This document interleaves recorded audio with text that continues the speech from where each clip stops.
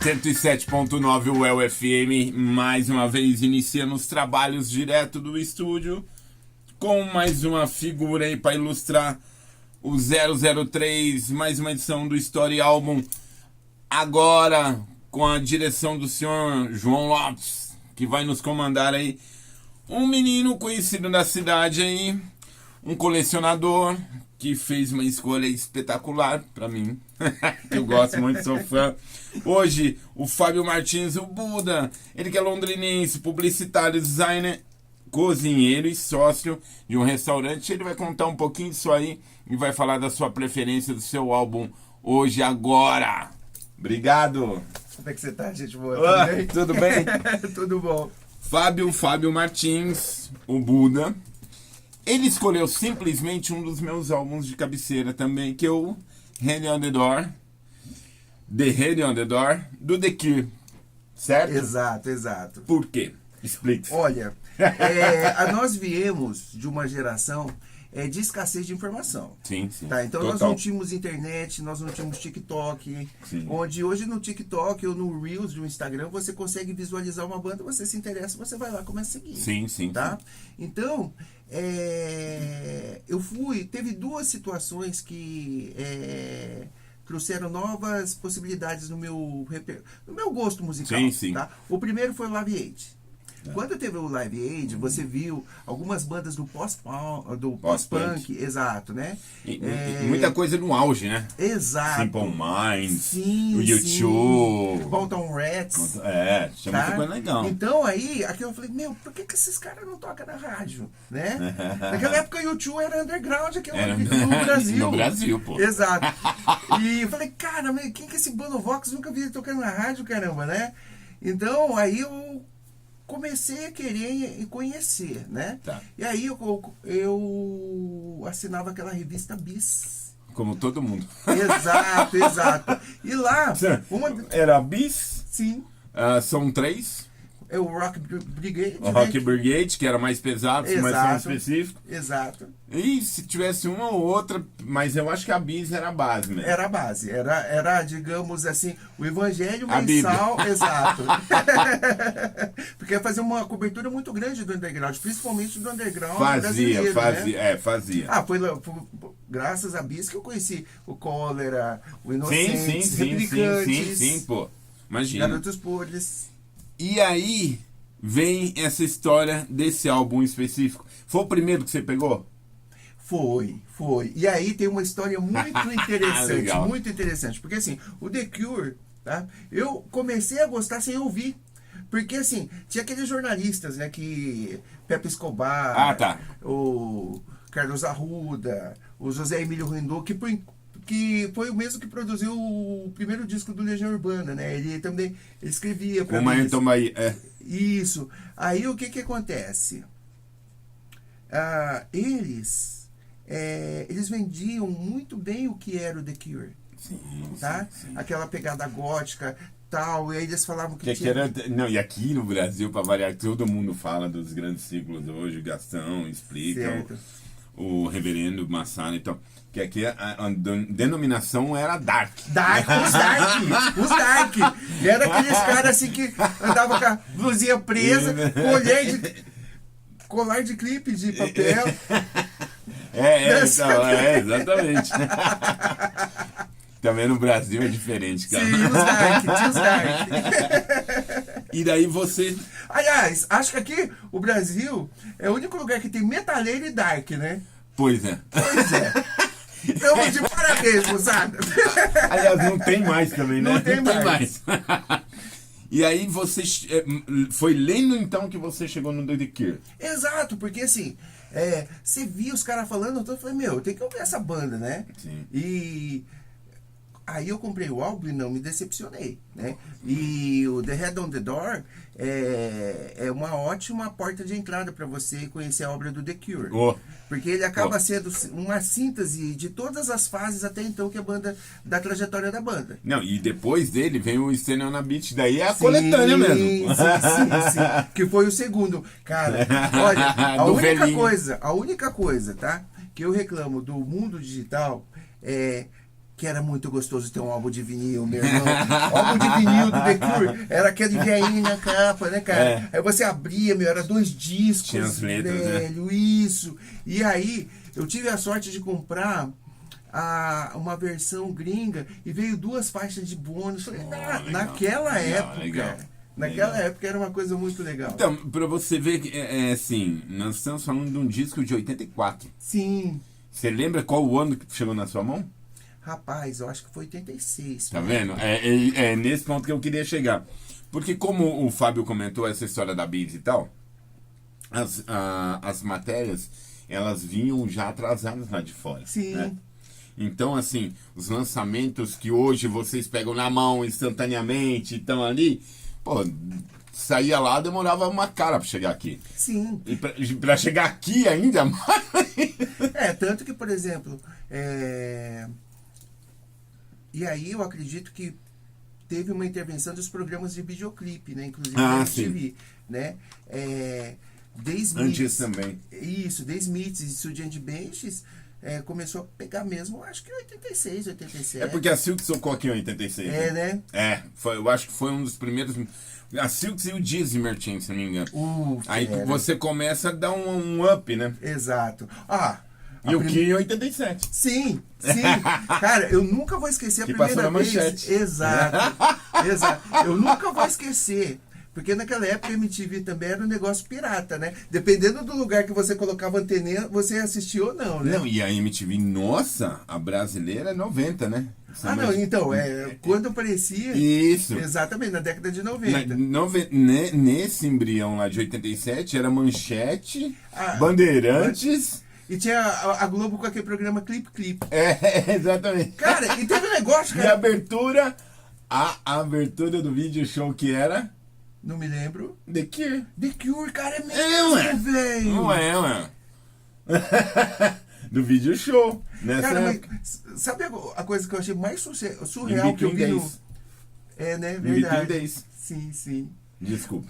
Não, tudo bem.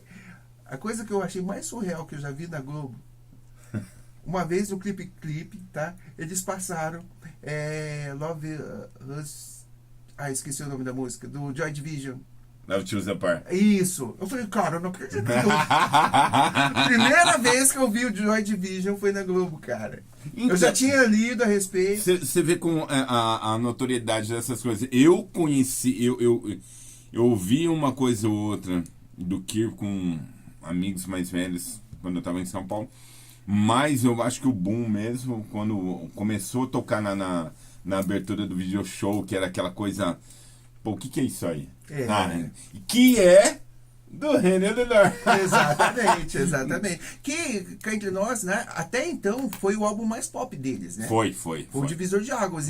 E mesmo assim, entre as faixas, eles mostram assim, é quase como se fosse um cartão de apresentação da banda. É porque assim, você pega os primeiros 2 discos, eles têm. O primeiro, principalmente, ele é mais cru ali, bem pode. Depois vira uma coisa meio pesada e tal. Exato. E de repente entra numa loucura e entra no resumo da fórmula, que é o que você falou agora.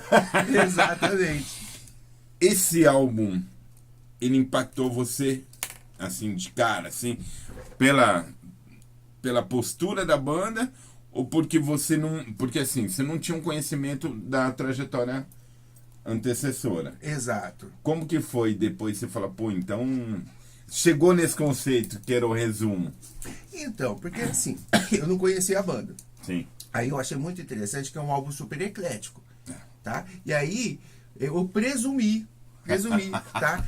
Que a banda toca assim mesmo. Porque tá lá aquele rock seco, cru, né? Sim. Pós-punk. Tem lá umas experimentações psicodélicas, né? Aí tem uns flertes com a música pop, né? Como Close to Me, In Between Days. É uma música pop estranha, bizarra. Mas é um pop legal. É um pop legal, é um pop bacana. Só que o que eu mais curti foi essa bizarrice deles, né? Sim. Porque assim... E ali tem umas, né? Tem umas bizarrices muito... E é uma banda que ela é muito imagética.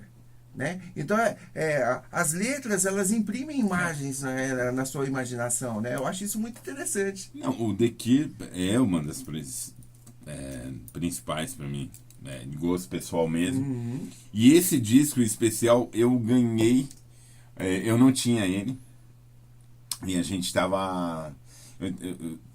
Eu tava conversando com meu ex-cunhado, e ele é um colecionador também. Ah, que legal. E ele foi tirando, de repente ele pegou assim, falou, olha isso, cara, puta que legal, hein? Falou, sei que você gosta. Falei, gosto bastante. Falou, tô.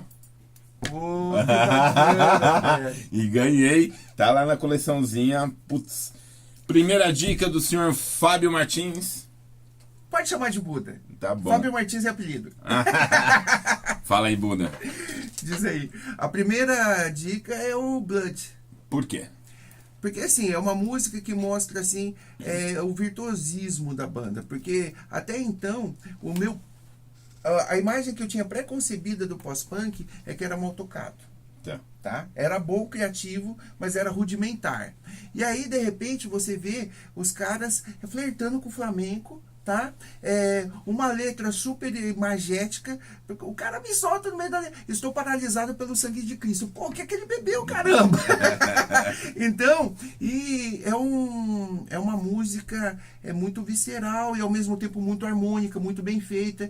E aí você vê o virtuosismo da banda, né? Então a banda conseguiu fazer uma gravação, uma sonoridade perfeita. Nossa. E até então inédita. Até então eu nunca tinha ouvido alguma coisa assim. Ouçam lá The Cure. 107.9 UFM, dando sequência no Story Album. Mais um convidado ilustre que ele já falou que é pra chamar ele pelo nome, que é Buda. Cara, e depois que você assimila pra época, né? Porque você entrar ali bem naquele momento, como que foi a partir dali? Então, esse álbum ele foi muito importante, porque assim, a música pop era um conteúdo escasso. Se, por exemplo, você gostava de música, você ligava, por exemplo, numa FM, numa rádio FM, você ia escutar a mesma programação de 8 horas de manhã, à tarde e à noite. As músicas eram repetidas. Sim. E não é que as músicas eram ruins, mas enchia o saco você escutar as mesmas músicas. E aí, teve o Live Aid. Sim. E aí, tocou assim a meca do pós-punk, tá? E vamos ser sinceros, né? Não é porque às vezes o conceito de uma banda não te agrada, a gente tem que reconhecer quando os caras são bons. Sim. Tá? Sim. Por exemplo, Duran é uma banda. Pô, eu gosto do Duran. Sim, meu. Save a Prayer e tal. Aí você vendo os caras tocar, fala, meu, mas por que esses negócios não tocam na rádio, cara? Duran eu só sabia pela vinheta da sessão de gala, que era Save a Prayer, né? Falei, pô, meu, por que não toca? Aí eu comecei a comprar revistas, Sim. né? E aí o The Cure explodiu minha cabeça. Falei, meu, eu quero mais isso pra mim. Meu hedonismo nerd falou assim, não, eu tenho que comprar mais música bacana. E como que era você que é ali da Vila Nova, como que era a cena ali, cara, da época? Cara, ninguém gostava ninguém conhecia aquela música, eu era um lobo solitário, né? Aí eu até vou mandar um abraço pro meu primeiro amigo que a gente começou a trocar ideias musicais, que é o Eide Moraes. Eide, um abraço, beijo no seu coração, meu amigo. E aí, ele também tinha um gosto musical, a gente começou a fazer umas descobertas musicais juntos, e aí ele comprava um álbum, aí eu pegava, gravava, e aí eu também comprava, passava pra ele gravava, a gente fazia essa troca, né, velho? Pois é, você falou uma situação, os ciclos eram pequenos, né, para colecionadores. Exato. Mas ao mesmo tempo, eu acho que é ali que começa criar essa concepção de ter uma coleção, de começar. Sim. Porque antigamente, até eu falo, 85, pra mim era gravar música de FM em cassete. Exatamente. E torcer pro o cara não falar. Meu irmão. Ou tocar a vinhetinha, né, da rádio no meio da música. Não, isso é normal, né? Isso aí não tinha nem... Não dava pra datar. Né, seu João? Mas isso formou, eu acho que todo o contexto da segunda metade da década de 80. Sim. E aí, como eu tinha comentado, o consumo de música era diferente. Hoje, você, por exemplo, a gente percebe, né? A pessoa escuta a música, se ela não gosta, ela não termina de escutar, ela já vai para outro stream Tem e essa tal. facilidade. Né? Exatamente. Pô, pra gente comprar um álbum era uma experiência sensorial. Você sentava no sofadão ou na poltrona da experimentação, colocava as duas caixas de som do lado, aí ficava lendo um kart. Como se estivesse passando por um ritual sagrado, né? Cheirava a capa do álbum. Mas não era. Pegava o CD, depois limpava com todo porque carinho. a dificuldade de você ter um material, né? Sim. E ainda mais o físico. Sim. Porque uma coisa que a gente sempre está comentando com os entrevistas, a coletividade era muito grande. Sim. A cooperatividade desse momento. Porque não, cara, você ia fazer o quê? Pois é. Eu tenho e não vou passar para ninguém. Pô, legal. Eu vivo sozinho. E quantas lojas tinham nessa época, você lembra? Cara, eu me lembro que eu comprava na Santo Som Estúdio, que ficava lá na Rua Pará. E como eram discos importados, né? Eu tinha meu ritual. Receber meu saláriozinho suado, né? Suponhamos que um disco custasse R$40 hoje, né? 60, quem dera. Exato. Então era 60, 80, sim. Por causa das taxas de importação, sim, tudo. Cara, aí você via, por exemplo, o The Red Door foi um lançamento nacional pela Polydor, sim, né? Sim. Mas aí você queria comprar um importado The Cure, você via assim, a resenha com a capa do álbum, né? Aí a primeira vez, cara, eu me senti um jacu, velho, mas foi muito emocionante. Eu vou lá, compro lá na Santo Som Studios, né? Meu, quando chega o álbum, ele pega assim, parece que ele tá pegando o Santo Grau, meu irmão. Eu, com a mãozinha trêmula, assim, falei, nossa, cara, é assim que é o álbum, velho. Era uma experiência, sim, de consumo, sim, muito mais intensa do que hoje, né? Era porque a dificuldade de você ter acesso, sim, a dificuldade de você ter informação sobre o assunto, sim, e a necessidade emergencial de toda uma geração. Exato. Aí, cara, juntou esses fatores aí, nego ficou xarope, perdeu. Aconteceu. Pra gente estar aqui contando isso, sim, né? Existir sim. uma proposta pra falar disso, é porque, pô, os caras beberam na fonte. Exatamente. E não foi, né? A gente não tá falando eu, você, uma meia dúzia. Tá falando uma galera que tá na noite, que toca na noite, tem bar, tem. É isso. Sim. Música é isso. Só que antigamente, concordo com você, era uma sensação você. Pô, eu lembro quando saiu as locadoras de CD, a gente quase morreu. Sim, porque, olha só, eu fazia parte de grupos que se reuniam para escutar um álbum inteiro e depois discutir, fera, discutir a respeito do álbum, cara. Nós fazemos isso também. Né? Então era uma experiência intensa, não desmerecendo, né? Porque eu acho que toda geração tem seu time, tem seu jeito, tem seu jeito de consumir, né? Mas a gente foi uma geração muito ímpar, sabe? Eu digo que os anos 80, culturalmente, ele foi um divisor de águas. Você nasceu em 74? 70. Você nasceu em 70. Isso. Quem é de toda essa geração tinha alguma coisa errada. Mas tinha alguma coisa errada. Tinha, bem lembrado. Cara, certeza. Os caras vieram tudo errado. Não, vieram, meu irmão. Pelo amor de Deus. Você é da Vila Nova? Não. Então você não... Eu sempre... Hoje não, mas eu morei a minha vida inteira na Zona Norte de Londrina. Que legal. Em vários lugares. Conheci muita gente que gostava de som. Vi muita coisa acontecendo lá. Muita gente legal. E nesse período eu transitava entre São Paulo e Londrina. São Paulo e Londrina. Que legal. Então, pô, eu ia pra lá e voltava pra cá com a cabeça explodindo, né, meu? Imagina. E as coisas acontecendo. E aí, por bem ou por mal, São Paulo era a meca da informação, né? Principalmente em São Underground, porque assim, eu nunca fui, mas só que a gente sabia que no Madame Satã, essas coisas... Então, Madame Satã, que eu nunca fui porque eu era menor, não ia entrar, né? E... moleque, né? Idiota, tá descobrindo as coisas.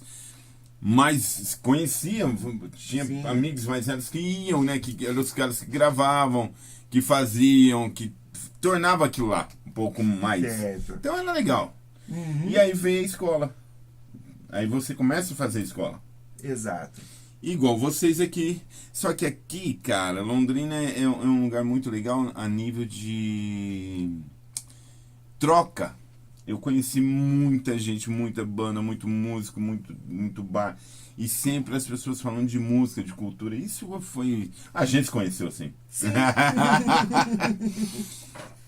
Você também tem no seu currículo... Você é empresário de uma banda, uma dupla sertaneja? Exatamente. É mesmo, sim, cara? sim. Como que rola isso? Cara, foi uma coisa muito inusitada, porque assim, até ano passado eu tinha uma agência de propaganda. Tá? Então, eu tive um insight. Tipo assim, cara, tá na hora de mudar as coisas, né? Então, inclusive, o meu sócio no restaurante é o primeiro voz dessa dupla. Porque a gente conversando... Entendi. Ele é advogado, né? Eu publicitário, muito amigos, né? Ele, cara, a gente podia fazer algumas coisas diferentes. O que a gente ainda não fez, né? Pô, a gente não... Cara, ambos amam cozinhar, né? Falou, a gente podia abrir um restaurante, né? Falou, cara, vamos começar com delivery? E aí surgiu o terceiro sócio. E para nós o mais importante, que foi ele que incentivou, né? E que trouxe, falou, não, então vamos fazer tal, vamos para cima, que é o Emanuel, o Manolos, né? Aí do cartãozinho de visita. Que esse aqui, ó. Exato. Melhor delivery de marmitas de Londrina. Quanto tempo já, cara? Fera, faz 3 dias.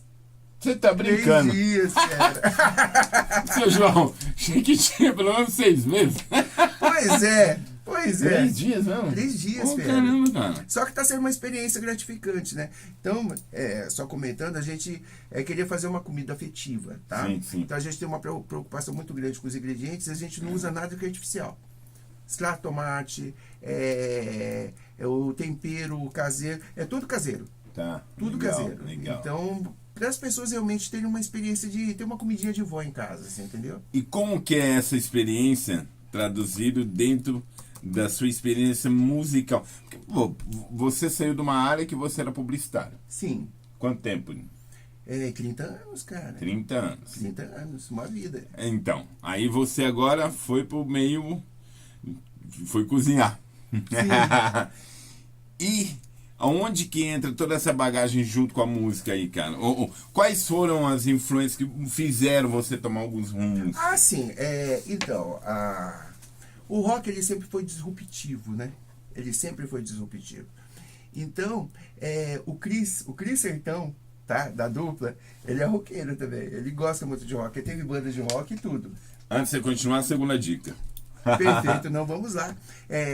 A segunda dica é Six Different Ways, né? Tá. Por? Porque assim, essa música, ela em si é a essência do The Cure. Sim. Deste álbum. Por quê? Porque o The Cure,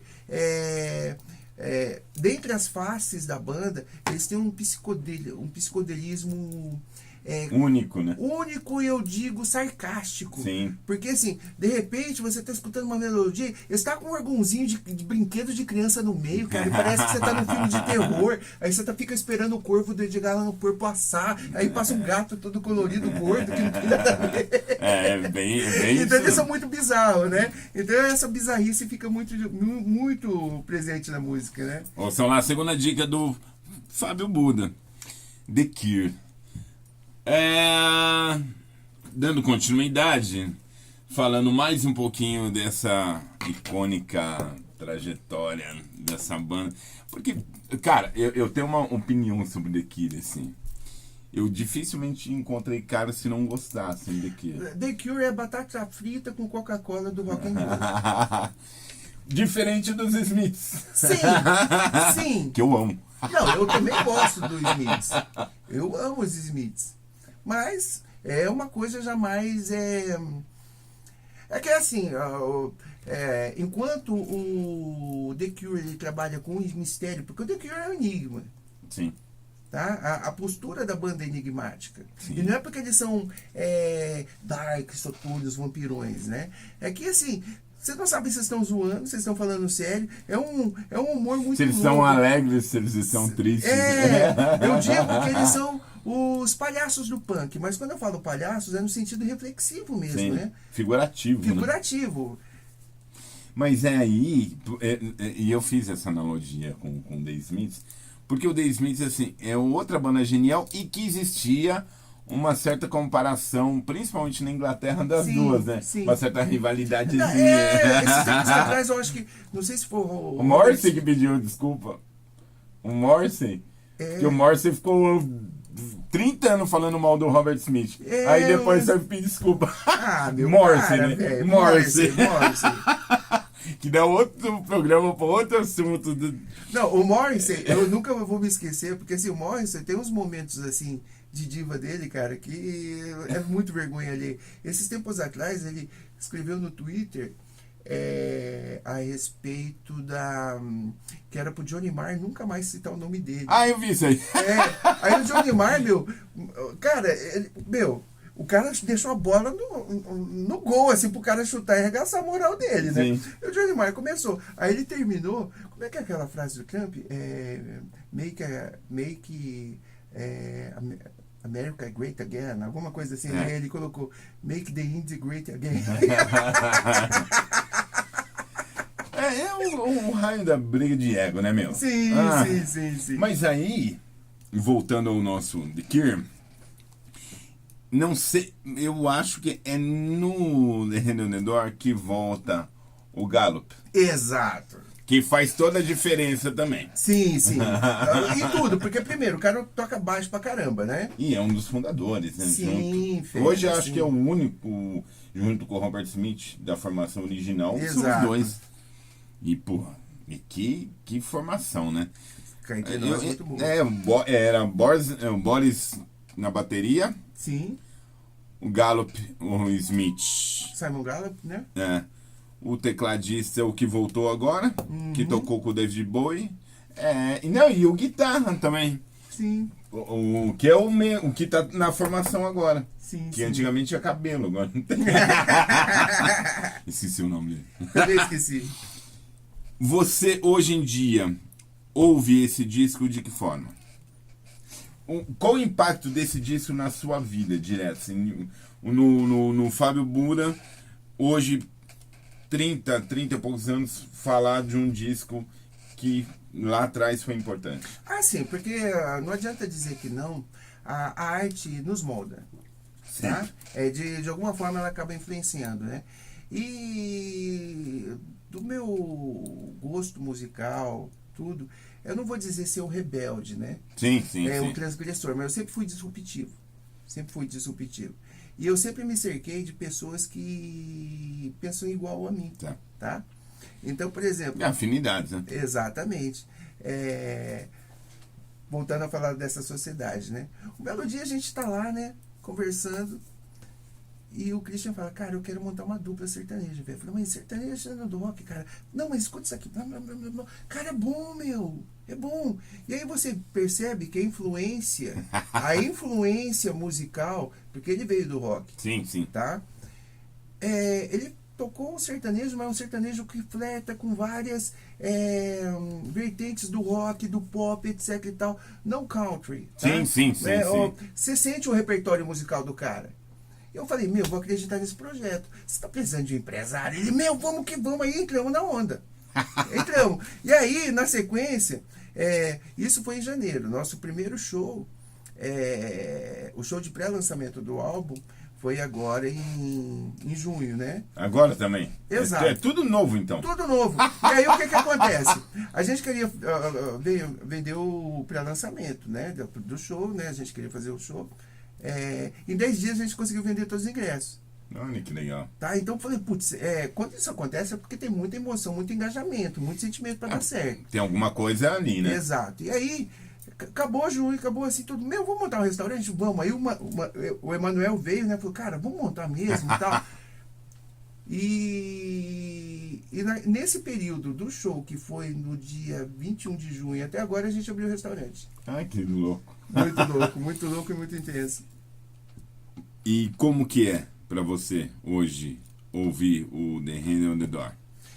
Olha, é muito intensa a experiência ainda. Eu sinto a mesma emoção que eu sentia antes, né? Porque assim, eu tenho um lance que é muito interessante com meus álbuns. Meus álbuns são velhos amigos que a gente se encontra de vez em quando. Por isso que eu perguntei. Sim, porque assim, eu não vou esconder, The Cure, eu fiquei uns 3 anos sem ouvir. Eu fiquei muito mais com outras bandas. Né? Sim. Aí o que acontece? Lá no meu Spotify, eu tava assim, por exemplo, semestre passado foi o semestre do Midnight Oil. Sensacional. Primeiro semestre do ano passado foi do R.E.M., né? Então. E coisas clássicas, momentos clássicos. Sim. E essa, eu perguntei porque essa viagem, esse retrocesso, quando eu falei com você que você me passou o disco que foi hoje de manhã, sim. Aí eu fui dar uma, não uma pesquisada, mas uma ouvida em umas faixas. Sim. Sabe?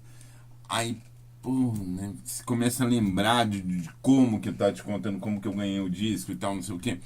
E como que foi esse disco. Então, assim, essa relação com o disco especificamente, Sim. Eu acho que é muito trilha sonora no momento da sua vida. Sim, ela acaba sendo trilha sonora e gente, naquela época... É analógico. Né, analógico. Então, você tinha... o consumo era diferente. Tá? A percepção do álbum era diferente. Tá? E digo mais, até quando você comprava uma camiseta era diferente. Lógico. Sim. Era como se você colocasse uma farda da sua instituição. Sim, do seu pensamento, da sua posição, né? E era muito legal, era muito bacana. E ao mesmo tempo, havia o estranhamento. Havia o estranhamento, porque assim, eu nunca vou me esquecer. Eu também não fazia isso para me exibir, né? Porque eu sempre gostei de som alto. Sim. Tá? Então minha casa era uma casa de madeira. Eu tinha um 3-em-1 da National com 2 caixas de som desse tamanho. Cara, tava aquele calor londrinense do caramba, as luzes tudo desligadas, eu ficava deitado na varanda, sentado na varanda e colocava o som alto, né? Não tão alto para incomodar as vizinhas, mas ó, o pessoal passava na rua. Cara, o que é isso que tá tocando? Porque não tocava, sim. né? Então, você via o estranhamento. E até quando ia algum parente ou um amigo, o pessoal ficava ouvindo, tipo, o que é isso que tá tocando? Né? Porque, então, e aí hoje, quando eu pego um desses álbuns assim e vou ouvir, a memória afetiva é muito intensa, né? Porque assim, não tem como, né? Sim. É você realmente recapitular algo que faz tanto tempo, mas foi tão importante, assim, que é mágico. Você vai falar da terceira música agora? Sim. Só dá um alento que Push é espetacular. Não, Push, pra mim, é uma das melhores obras do pop rock de todos os tempos. Ela tá na minha lista de 100 coisas que você tem que ouvir antes de morrer, tá? Só de falar arrepiei, cara. O corpinho gordo e nerd do Buda se arrepiou. Não, porque o Push, primeiro, né? Ela tem um lance que é muito legal, que a primeira vez que eu vi, falando, agora ele vai cantar. E o miserável canta no final, cara. E é uma música curta e na hora que tá ficando legal, puf, acaba. Não, e detalhe, a temática dessa música. Sim. Né? Tenham curiosidade, vai ver. Vamos deixar no ar. Exato. Mas escutem, porque Push é espetacular. A sonoridade dela é fantástica. O uso da guitarra, do contrabaixo, é perfeito. O vocal do Robert, tá certo, que é um estúdio, né? Mas tá limpo, tá lindo. Go! Ouçam lá a terceira dica do Fábio Bura. Finalizando mais um Story Album 003 com a excelência figura aí que vem falar um pouquinho do disco que impactou e faz parte do que traduz a essência musical do Fábio Bura. 2024, você agora já falou um monte de coisa acontecendo, restaurante, dupla e tal, não sei o que. Seguindo aí, o que dizer? Um abraço para todo mundo, né? Continue ouvindo essa figuraça aqui, que é já ícone da cultura pop londrinense. E não perca a oportunidade de viver a vida, né? Sim. Trabalhar é bom, descansar é bom, mas viver, que eu falo, é se cercar daquilo que é belo, né? Do que vale a pena. Exatamente. Boa música, bons livros, boas amizades, boas conversas. E sempre fazer o que vale a pena pra você. Exatamente. Obrigadão, Fábio. Falou, gente. Valeu. Obrigado por ter vindo. Abração e obrigado por ter escolhido um disco espetacular. Ah, perfeito. João, eu agradeço o convite. Quase, não foi. Balançou, mas não cai. Obrigado, seu João Lopes, mais uma vez. Lembrando... estamos abalando as estruturas do sistema. Boa. Você tem as páginas já para deixar aí para alguém procurar? Do restaurante? Ou... Ah, sim. É o Manolos Refeições Caseiras, arroba Manolos Refeições Caseiras, tá? E a dupla é arroba Cris Sertão e Ricardo. Então, olha lá. Logo mais vai estar no ar, nos dizeres do Story Album, também vai aparecer para vocês. Lembrando, é um prazer fazer o que eu faço e trazer esses caras, porque eles fazem a cultura valer a pena e a cultura que move a história. Só deixe o seu like, apoiem a gente a poder fazer mais para vocês e trazer esses caras para você conhecer e fazer a sua história. Valeu, obrigado. Obrigado, até. pessoal. Até mais.